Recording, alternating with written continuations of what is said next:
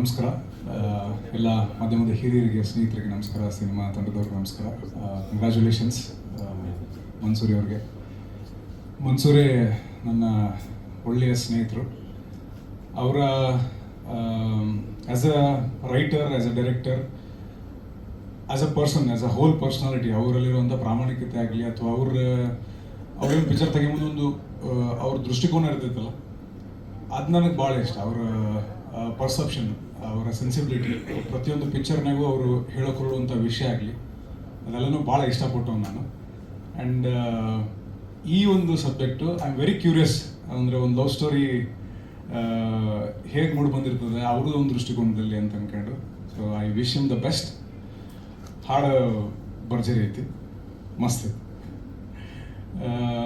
I think ಎಲ್ಲ ಕಾಲೇಜಿದ್ದು ಒಂದು fest ಒಳಗೆ ಇದು ಹಾರ್ಡ್ ಫಿಕ್ಸ್ ಆಗಿರ್ತೈತಿ, ಆ ಎನರ್ಜಿ ಐತಿ.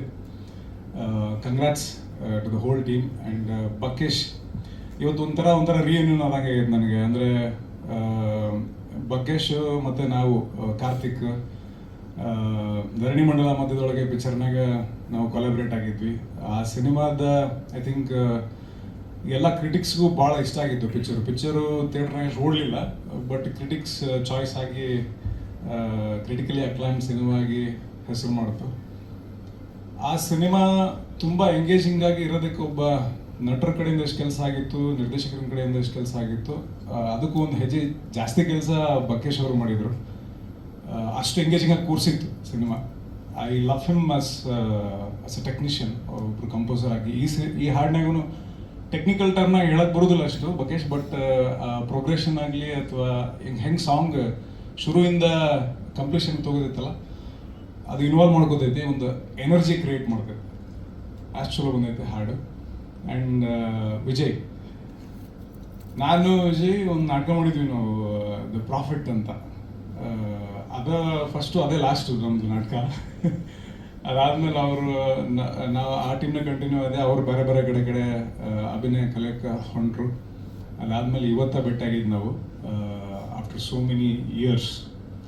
ಅಷ್ಟು ವರ್ಷಗಳಿಂದ ಆ ಕಡೆಯಿಂದ ಅವ ಬಂದ, ಈ ಕಡೆಯಿಂದ ನಾ ಬಂದೀನಿ. All the very best. ನನಗೆ ಈ ಪಬ್ಲಿಕ್ ಮ್ಯೂಸಿಕ್ ಒಳಗೆ ಇದ್ದಂಥ ಮ್ಯೂಸಿಕ್ ಪ್ರೊಡ್ಯೂಸರ್ಸು, ನಾನು ಯೂಟ್ಯೂಬ್ದಾಗ ಕೆಲಸ ಮಾಡೋದಾಗ ಇದ್ದಂಥ ಮ್ಯೂಸಿಕ್ ಪ್ರೊಡ್ಯೂಸರ್ಸು ಅವರೆಲ್ಲರೂ ಸಿಕ್ಕಾಗ ಹೇಳ್ತಿರ್ತಾರೆ, ಪಿಕ್ಚರ್ ಎಲ್ಲ ಚಲೋ ಮಾಡತ್ತಿ, ಚಲೋ ಹಾಡು ಬರ್ಬೇಕು, ಈ ಕಡೆಯಿಂದ ಮಸ್ತ್ ಹಿಟ್ ಆಗಬೇಕು ಹಾಡು, ಭಾಳ ಜನಕ್ಕೆ ರೀಚ್ ಆಗ್ತೀವಿ ನಾವು ಪಿಕ್ಚರ್ಗಳಿಂದ, ಫಸ್ಟ್ ಹಾಡಿಂದ ರೀಚ್ ಆಗ್ತೀವಿ ಅಂತ. ಐ ಥಿಂಕ್ ಧರಣಿ ಮಂಡಲ ಒಳಗೇನೆ ನಾನು ಒಂಚೂರು ಚಂದ ಕಾಣಿಸಿದ್ದು ಅಂತ ಅನ್ಕೋತೀನಿ ಆ ಹಾಡನ್ನೇ. ಅದು ಬಿಟ್ರೆ ಅದೇನು ಬರೋ ಕತಿ ಹಾಡು ಎಲ್ಲ ಹಂಗೆ ಇರ್ತೀವಿ ನಾವು. ಅಂದರೆ ಅಪ್ಪ ಹೋಗಿರ್ತಾನ, ಅವು ಸತ್ತಿರ್ತಾಳ, ಇಲ್ಲ ಬಡವ್ರ ಮಗ ಆಗಿರ್ತಾನ, ಇಲ್ಲ ನಿಂತು ಹೋರಾಟಕ್ಕೆ ಹೋಗ್ತಾನ, ಈ ಥರದ ಹಾಡುಗಳು ಹಾಡ್ಬಿಟ್ಟಿದ್ದು. ಬಟ್ ಅದೊಂದು ಸಾಂಗ್ ಆ್ಯಕ್ಚುಲಿ ಭಾಳ ಲವಲವಿಕೆಯಿಂದ ಭಾಳ ಚಂದ ಕಾಣಿಸೋ ಥರ ಬಂದಂಥ ಸಾಂಗು. ಭಾಳ ಬ್ಯೂಟಿಫುಲ್ ಆಗಿ ಕಾಣತ್ತೀರಿ ಇಬ್ರು, ಪ್ರಿಯಾಂಕಾ ಆ್ಯಂಡ್ ನೀವು. ದೂರದ ಊರಿಗೆ, ತೀರದ ಊರಿಗೆ, ಎಲ್ಲ ಕಡೆನೂ ರೀಚ್ ಆಗಲಿ ಸಿನಿಮಾ, ಈ ಹಾಡು ಎಲ್ಲವೂ ಕೂಡ. ಆ್ಯಂಡ್ ಶುಭಾರಂಭ ಆಗೈತಿ. ದೇಸಾಯಿ ಸರ್ ನಮ್ಮೂರ ಕಡೆದವ್ರು, ನಾ ಹೋಗ್ಬಿಡೇನು ಫಸ್ಟ್ ಸರ್ ನಾನು ನಿಮ್ಮವರು ಸರ್ ಕಂಡ್ಕೊಂಡು ಹೋಗಿ ನಮಸ್ಕಾರ ಮಾಡ್ಕೊಂಡು ಮಾತಾಡ್ಸಿದೆ ನಾನು. ನಿಷ್ಕರ್ಷ ಆಗಲಿ, ಬೆಳದಿಂಗಳ ವಾಲೆ ಆಗಲಿ, ಅಂದರೆ ಹೀಸ್ ಅ ಲೆಜೆಂಡ್. ಅವ್ರ ಕಡೆಯಿಂದ ಒಂದು ಆಶೀರ್ವಾದ ಆಗೈತಿ, ಚಲೋನೂ ಆಕೈತಿ ಗ್ಯಾರಂಟಿ.